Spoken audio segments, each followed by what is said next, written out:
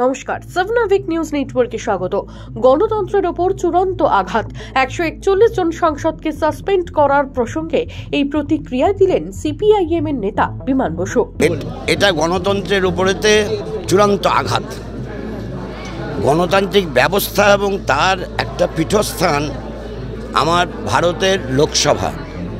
সেই লোকসভায় এবং রাজ্যসভায় যেভাবে 78 জন সাংসদকে তাদের সাসপেন্ড করেছে, তাতে একথা বলা যায় democracy inside the parliament and Rajya Sabha is suspended. ব্যাপারটা হচ্ছে, দেখুন, বহিষ্কৃত সংসদ বহিষ্কারের পদটা কী ছিল সে বিষয়ে বিতর্কে আমি যাচ্ছি না।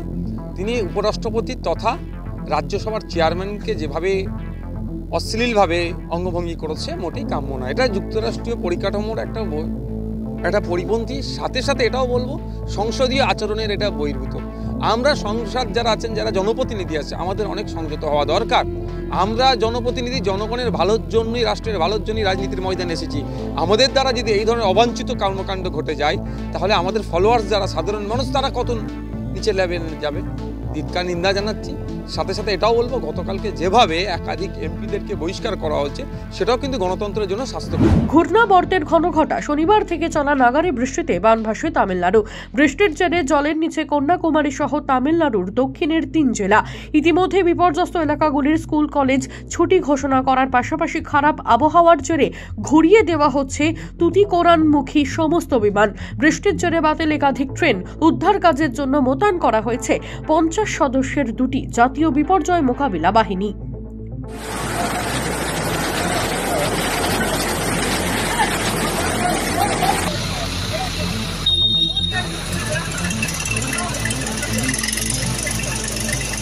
বেশ কয়েকদিন ধরেই এলাকায় লাগাতার চলন্ত বাইকে করে মোবাইল ছিনতাইয়ের অভিযোগ আসছিল। একাধিক অভিযোগ পেয়ে তদন্তে নামে অশোকনগর থানার পুলিশ। অভিযান চালিয়ে অশোকনগরের রাজীবপুর মালিকবেড়িয়া থেকে বছর 20-র আমির আলী বিশ্বাস এবং বছর 19-এর রবিন বাস্কেকে তাদের বাড়ি থেকে গ্রেপ্তার করে।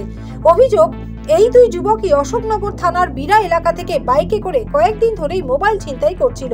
তাদের কাছ থেকে 2টি মোবাইল ফোন উদ্ধার হয়েছে।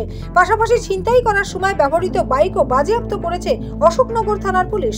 অভিযুক্তদের পরিবার সূত্রে জানা গেছে, মাসখানেক আগেই বাইকটি কেনা হয়েছে, কিন্তু ঠিক কী কারণে তাদের ছেলেকে পুলিশ গ্রেপ্তার করেছে তা জানা নেই। ছিনতাইয়ের ঘটনার সত্যতা স্বীকার করেছে অভিযুক্তরা। এদিন তাদের বারাসত আদালতে পাঠানো হয়েছে। হাত বদলের আগে আগ্নেয়াস্ত্র, গুলি সহ বামাল, গ্রেপ্তার 2 দুষ্কৃতী। ঘটনাস্থল মুর্শিদাবাদের ডোমকল। এদিন গোপন সূত্রে খবর পেয়ে ডোমকল থানার আইসি জ্যোতির্ময় বাগচির নেতৃত্বে ডোমকল থানার পুলিশ সন্ধ্যা রাতে মুর্শিদাবাদ ডোমকল থানার রঘুনাথপুর মোড় সংলগ্ন এলাকায় অভিযান চালায়। সেখান থেকে সন্দেহভাজন 2 যুবককে আটক করে তাদের তল্লাশি চালিয়ে উদ্ধার হয় একটি 1 শাটার পিস্তল সহ 2 রাউন্ড গুলি। পুলিশ ওই 2 যুবককে গ্রেপ্তার করে। ধৃত যুবকদের নাম সেন্টু শেখ, সুখচাঁদ হালসানা, বাড়ি ডোমকল থানা এলাকায়। কোথা থেকে আগ্নেয়াস্ত্র নিয়ে আসা হয়েছিল, কোথায় পাচার করার উদ্দেশ্যে ঘোরাঘুরি করছিল তা জানবার চেষ্টা চালাচ্ছে পুলিশ। ধৃতদের বহরমপুর জেলা জজ আদালতে তোলা হয়েছে। ফের চোখ রাঙাচ্ছে অদৃশ্য শত্রু, ভয় ধরাচ্ছে করোনার নতুন উপরূপ JN.1। কেন্দ্রীয় স্বাস্থ্য মন্ত্রকের পাওয়া তথ্য অনুযায়ী গত 24 ঘন্টায় দেশে কোভিডে নতুন করে সংক্রমিত হয়েছেন 115 জন। স্বাস্থ্য মন্ত্রক সূত্রে জানানো হয়েছে, মঙ্গলবার সকাল 8টা পর্যন্ত দেশ জুড়ে মোট 142 জন করোনায় আক্রান্ত হয়েছেন, যাদের মধ্যে 115 জন কেরলের বাসিন্দা।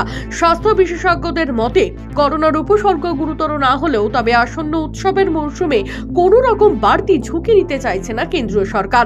তাই করোনার বর্তমান পরিস্থিতি নিয়ে উচ্চ পদস্থ স্বাস্থ্য আধিকারিকদের পাশাপাশি রাজ্য এবং কেন্দ্রশাসিত অঞ্চলগুলির সঙ্গে উচ্চ পর্যায়ের বৈঠকে সিদ্ধান্ত নিয়েছেন কেন্দ্রীয় স্বাস্থ্যমন্ত্রী।